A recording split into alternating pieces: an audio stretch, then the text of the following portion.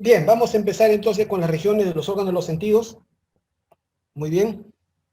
Entonces, brevemente, a ver, empezamos con la parte de la región nasal. Cuando hablamos de región nasal, ¿no? En primer lugar hablamos acá de la pirámide nasal, la nariz, ¿no?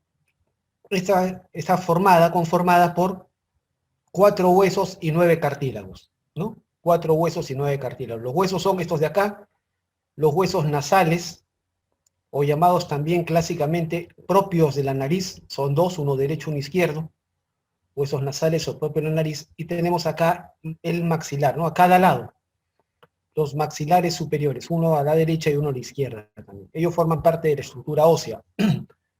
Y los cartílagos están formados por 9, es decir, hay un cartílago impar, el único que es central único es el cartílago del tabique, cuyo borde anterior vemos acá, el cartílago del tabique nasal, y los demás son pares, es decir, están a cada lado.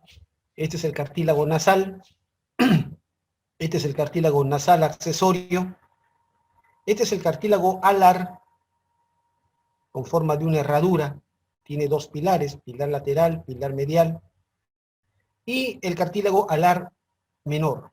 Este es el alar mayor y este es el alar menor, completados en la parte posterior por esta estructura fibroadiposa alar. ¿Ok? Muy bien. Esos son entonces las estructuras de la pirámide nasal. Cuando uno retira o uno revisa por dentro la pirámide nasal, uno ingresa a través de este orificio, y el orificio externo de la nariz se denomina narina, narina, con N, narina, el orificio externo de la fosa nasal. Cuando uno ingresa, encuentra una pequeña zona aquí, una pequeña zona que es el llamado vestíbulo nasal, ¿no? El vestíbulo nasal, el cual limita en la parte superior con un relieve, el limen nasi. Limen nasi, que significa en castellano límite nasal. Este viene a ser el borde superior del vestíbulo nasal.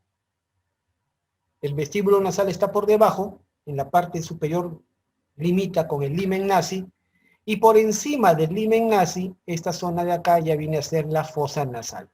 Todo lo demás ya viene a ser la fosa nasal. El limen nasi separa el vestíbulo nasal de la fosa nasal. La fosa nasal va desde el limen nasi hasta la coana. Coana, ¿correcto? Es el vestíbulo nasal, esta es la fosa nasal, y este termina atrás en la coana, que viene a ser el orificio posterior de la fosa nasal, la coana. Esta coana es un orificio que comunica la fosa nasal con la porción superior de la faringe, que se llama nasofaringe, o también rinofaringe, o también llamada cabum faringe. Es la parte alta de la faringe. Muy bien, simple. La fosa nasal derecha está separada de la izquierda por el tabique nasal, tabique o septum nasal. ¿Ok? Aquí vemos una imagen, un esquema de las fosas nasales. La derecha y la izquierda están separadas en el centro por el tabique o septum nasal. ¿Cuáles son los límites de cada fosa? El límite superior o techo, ¿correcto?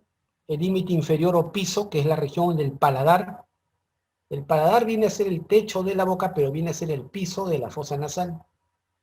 La pared lateral o turbinal, donde se encuentran los cornetes, en la pared lateral, aquí en la lateral están los cornetes, que son 3 a cada lado, y en el centro la pared medial o septal. Muy bien, veamos, el límite superior, el techo, está formado por 4 huesos. De adelante para atrás el hueso nasal, o propio de la nariz, una porción del hueso frontal, la apófisis nasal del hueso frontal, la lámina cribosa del hueso etmoides, esta lámina, recordemos, tiene una serie de orificios, por eso se llama lámina cribosa, y por donde van a atravesar las fibras que van a formar el primer nervio craneal, el primer par craneal, el nervio olfatorio. Sus fibras atraviesan los orificios de esta lámina cribosa del hueso etmoides. Y atrás tenemos el esfenoides. Esto viene a ser el cuerpo del esfenoides, cuerpo del esfenoides, dentro del cual podemos ver que hay una cavidad. Esta cavidad se llama seno esfenoidal. Dentro del cuerpo del esfenoides está aquí el seno esfenoidal, el cual está debajo de la famosa silla turca, ¿no? Donde se aloja la glándula hipófisis. Muy bien, el límite inferior, la región palatina, el piso de la fosa nasal, viene a ser el techo de la cavidad oral. El piso, la región, el paladar, estamos hablando acá de la parte ósea, por lo tanto estamos hablando del paladar duro o paladar óseo. Está formado por los huesos maxilares en los 2/3 anteriores. Los 2/3 anteriores están formados por los huesos maxilares superiores y el tercio posterior por el hueso palatino. Entonces, el principal hueso del paladar son los maxilares, no son los palatinos. ¿Ok? Muy bien. La pared lateral o turbinal, acá vemos los huesos, el maxilar, pintado acá de rosado, el hueso lacrimal o unguis, pintado acá de verde, el primer cornete o cornete inferior, que es un hueso independiente, primer cornete inferior. Luego vemos el etmoides, pintado acá de color lila, el etmoides, en el cual encontramos una serie de estructuras, como ven acá, la apófisis unciforme, la bula etmoidal, que no la vemos aún, está más profunda, el segundo cornete y el tercer cornete. El segundo cornete, cornete medio, tercer cornete, cornete superior, pertenecen al etmoides. El único que es hueso independiente es el primer cornete, el cornete inferior, ese es hueso independiente. Los otros pertenecen al etmoides. Luego, el palatino, pintado acá de color azul, el palatino, su porción perpendicular o vertical. Y por último, atrás, la apófisis pterigoides del esfenoides. ¿Correcto? La apófisis pterigoides, ¿no? Obviamente pertenece al esfenoides. Está en la parte más posterior. Esos son los huesos que forman la pared lateral. El tabique o septum nasal está formado en su tercio anterior por cartílago. ¿Ven ustedes acá? La porción anterior del tabique nasal es cartilaginosa. En cambio, los 2/3 posteriores contienen hueso. El cartílago se llama cartílago del tabique, así se le llama actualmente. Usted ve los libros actuales, dicen cartílago del septum o del tabique nasal. Antes los maestros clásicos dicen el cartílago cuadrangular del tabique. Luego tenemos esta porción de acá, que es la lámina perpendicular del hueso etmoides, y en la parte posterior inferior del tabique nasal está el hueso vomer. Este de verde es el hueso vomer. Muy bien, simple. Los cornetes y los meatos. Los cornetes son estas formaciones que vemos acá, y que se ubican en la pared lateral de la fosa nasal, tanto a la derecha como a la izquierda. En cada pared lateral se encuentran los cornetes. Los cornetes son 3 y se cuentan de abajo para arriba.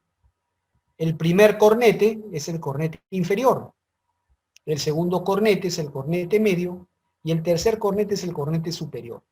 No olvidar que el primer cornete es el único que es hueso independiente. El segundo y el tercero pertenecen al etmoides, al hueso etmoides. Asimismo pueden observar que el primer cornete es el más grande, el más voluminoso, y el más pequeño es el tercero. Cada cornete tiene su extremo anterior, se llama cabeza, luego viene el cuerpo, y finalmente atrás la cola.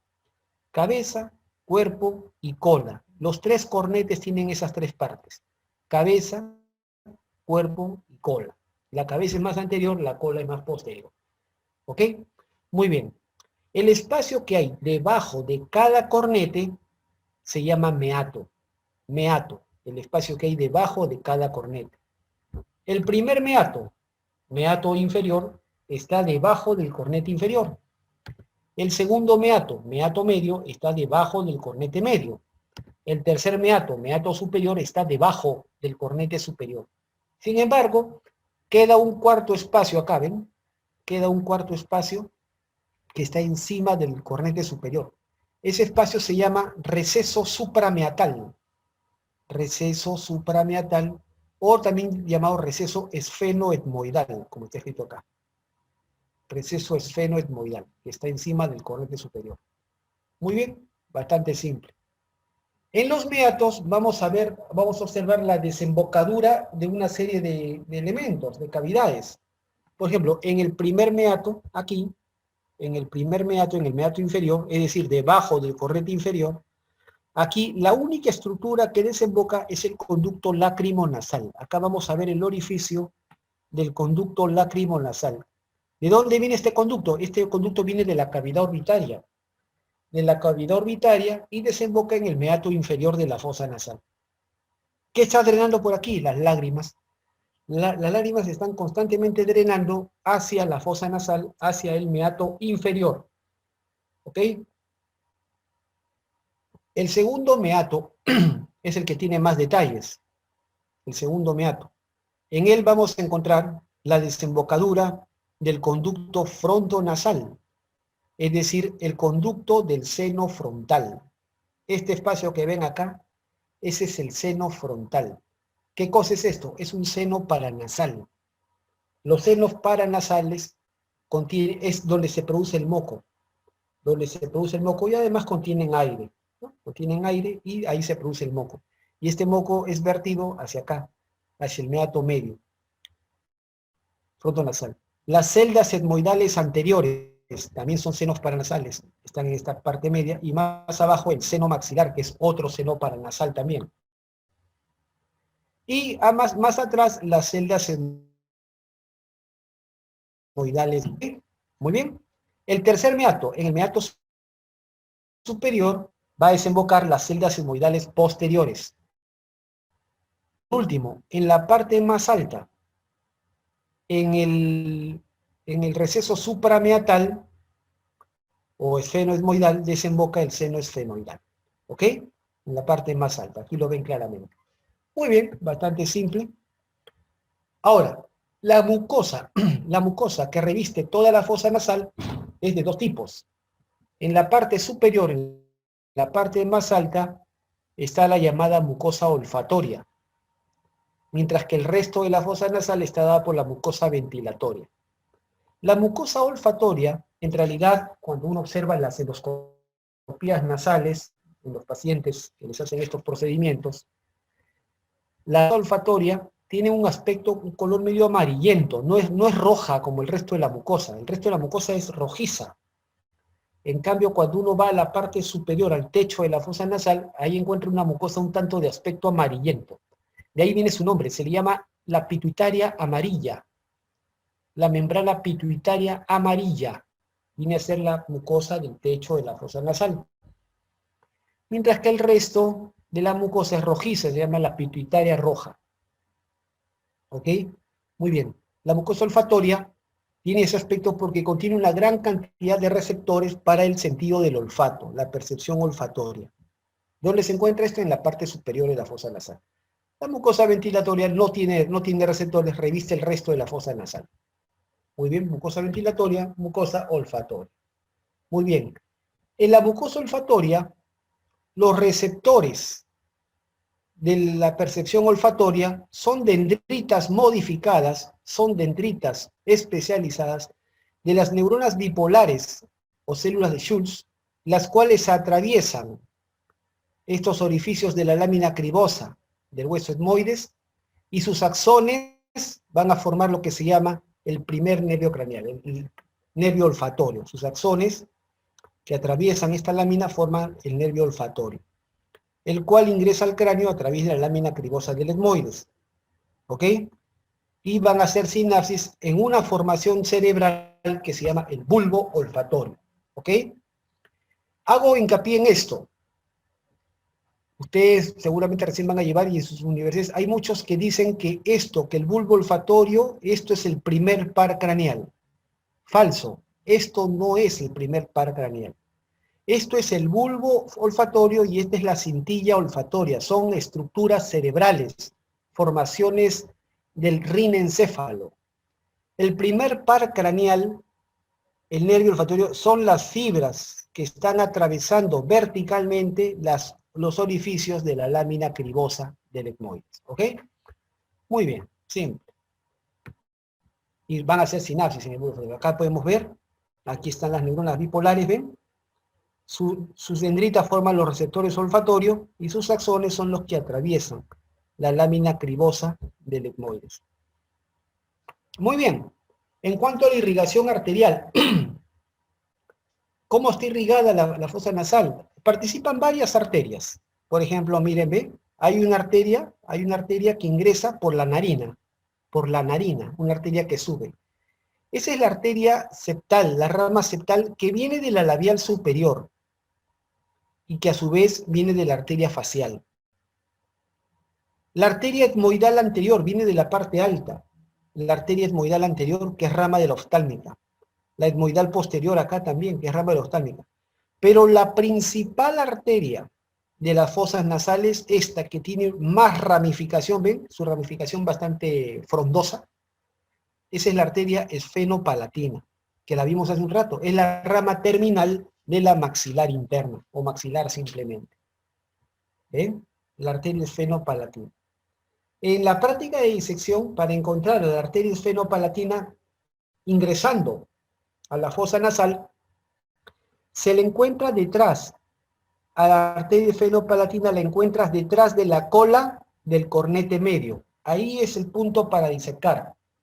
¿Ok? Uno diseca esa zona detrás de la cola del cornete medio y ahí debe encontrar la entrada de la arteria esfenopalatina.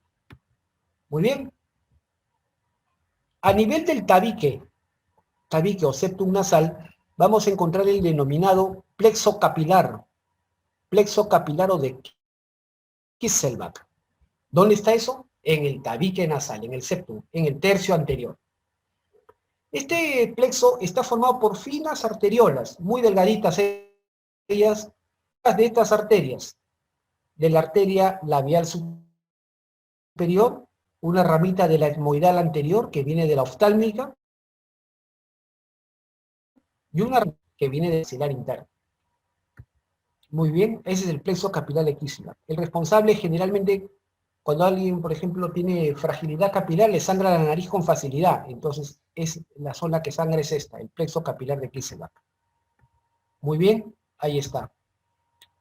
Cuando sangra el plexo capilar de Kisselbach, se produce el llamado epistaxis anterior, es decir, sangrado de origen nasal que viene de la parte anterior. Pero también hay traumatismos severos que pueden causar una lesión de la arteria esfenopalatina, y ahí se produce el epistaxis posterior. ¿Correcto? Y esta es una pregunta clásica en los exámenes de concurso, ¿no?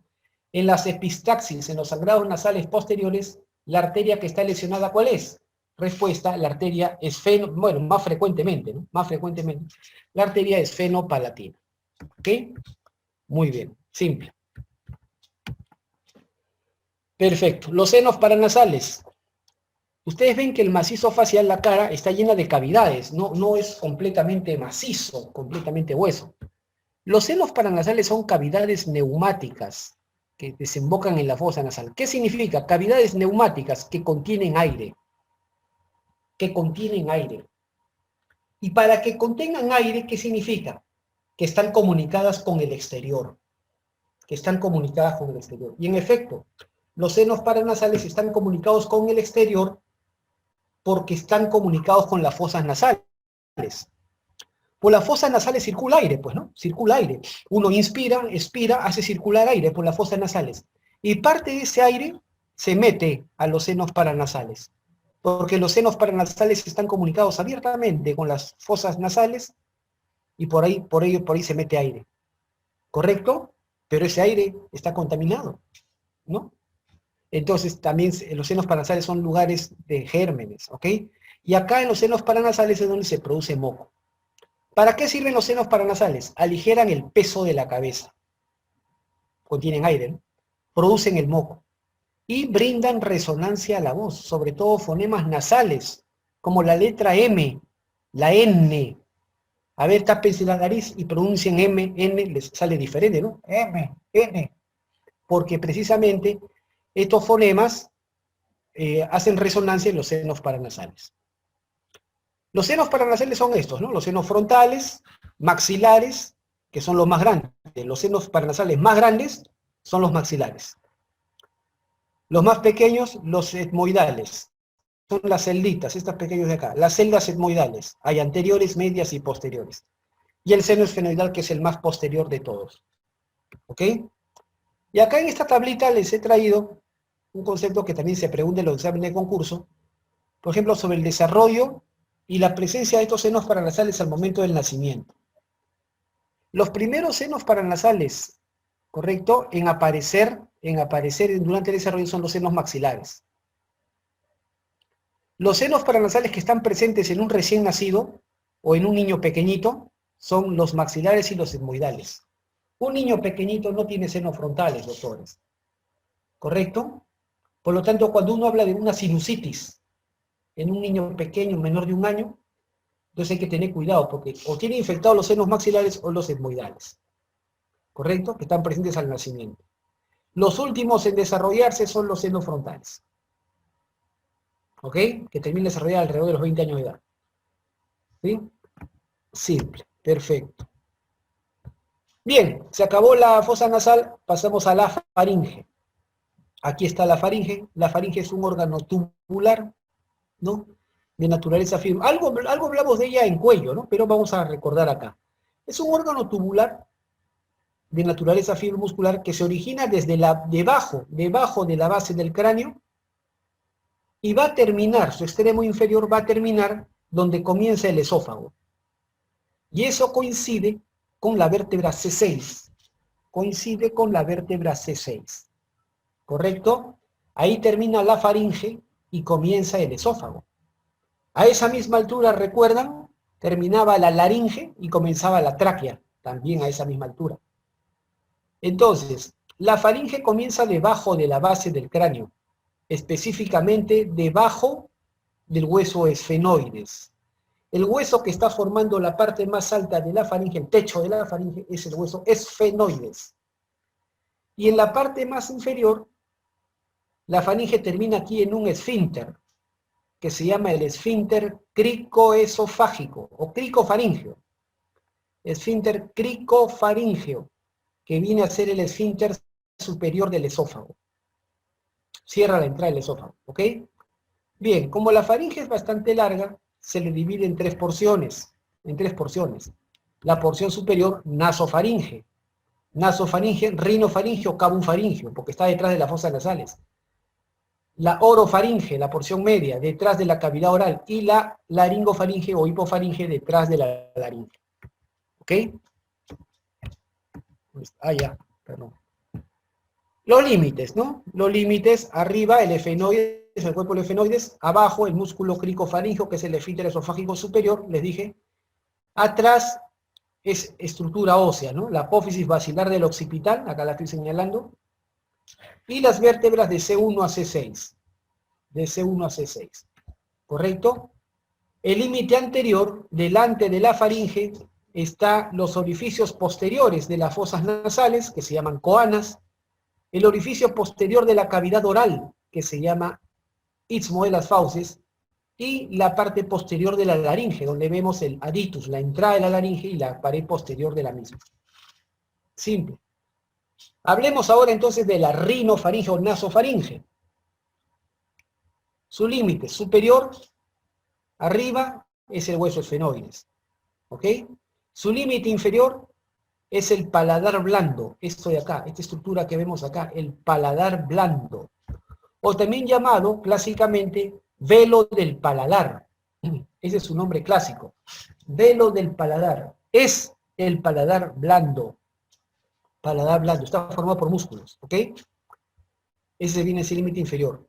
Su límite anterior es la coana, es decir, el orificio que comunica con la fosa nasal. Y el límite posterior es la apófisis basilar del occipital y el arco anterior del atlas, es decir, de la vértebra C1. Esos son los límites de la nasofaringe. En sus paredes laterales, ¿qué encontramos?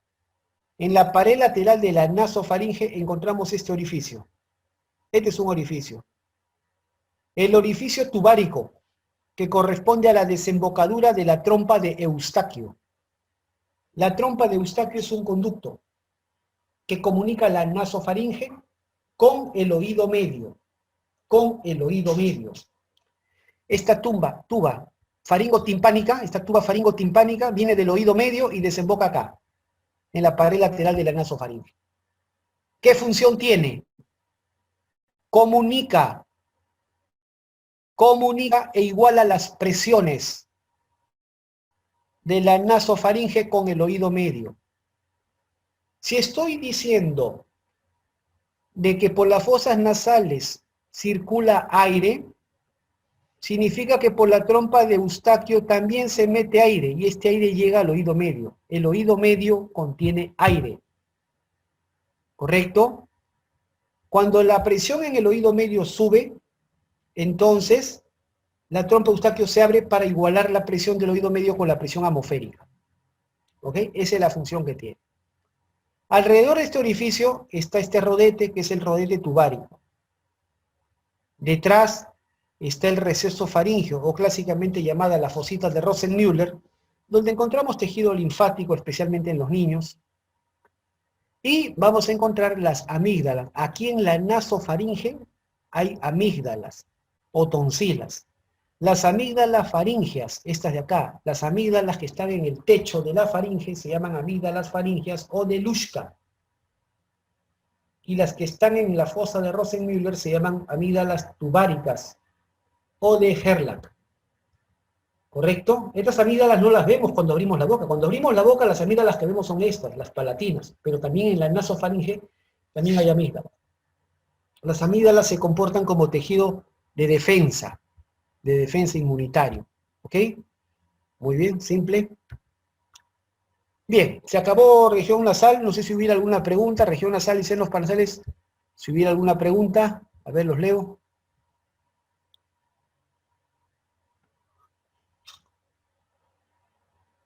Bien, parece que no hay preguntas. Entonces pasamos al otro componente, a región oral o bucal. Muy bien. La región oral, región de la entrada natural del aparato digestivo y alternativa del aparato respiratorio. En la región bucal, en la región de la boca, nosotros describimos tres zonas.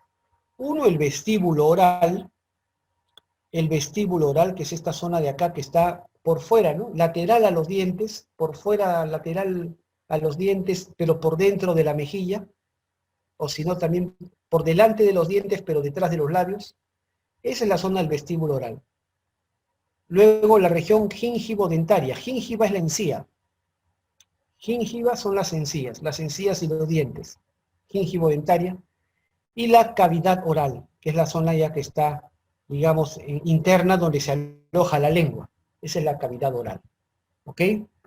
Muy bien. Ese es el vestíbulo oral. Esa es la región gingivo-dentaria. Y esa es la cavidad oral. Muy bien. El vestíbulo oral, en él desembocan las glándulas salivales, ¿no? En las glándulas salivales, las parótidas, ¿no? ¿Se acuerdan ustedes? La glándula parótida, el conducto de Stennon desemboca en el vestíbulo oral superior arriba, lateral al segundo molar superior. También van a desembocar unas glándulas salivales menores, que son las glándulas del carrillo, es decir, de la mejilla, y labiales. Las primeras, las parótidas, son glándulas salivales mayores. Las del carrillo y las labiales son glándulas salivales menores. ¿Correcto? Muy bien. Este vestíbulo oral se comunica con la cavidad oral por detrás del último molar, por detrás del último diente, a través de un espacio. Este espacio que está detrás del último diente se llama trígono retromolar. Muy bien. Perfecto. La región gingivo-dentaria, encías y dientes, ¿no? La gingiva, las encías, alveolo dentario y las piezas dentarias, ¿no? Las piezas dentarias, los dientes son órganos blanquecinos y duros, ¿no? Especializados en la masticación, cada uno tiene tres partes. Las tres partes de un diente son esas, ¿no? Corona, cuello y raíz. ¿Ok? Corona, cuello y raíz. Son las tres partes de un diente. La corona es la única porción visible del diente, la única porción que se debe ver. El cuello es ahí donde se inserta la encía. La encía, ¿no?, o gingiva se inserta en el cuello del diente. Y la raíz está dentro del alveolo dentario. ¿Ok? Muy bien. Aquí están, acá en esta tablita les dejo los diferentes tipos de dientes que tenemos: incisivo, premolar, molar, las características de la raíz y qué función tienen. A ver, agrego algunos detalles. El diente que tiene la raíz más larga es el canino. Los dientes que tienen raíz más larga son los caninos. ¿Ok? Muy bien. Los que tienen la corona más ancha son los molares. ¿Ya? Ahora, la función: los incisivos cortan, los caninos desgarran y los premolares y molares trituran. ¿Ok? Muy bien.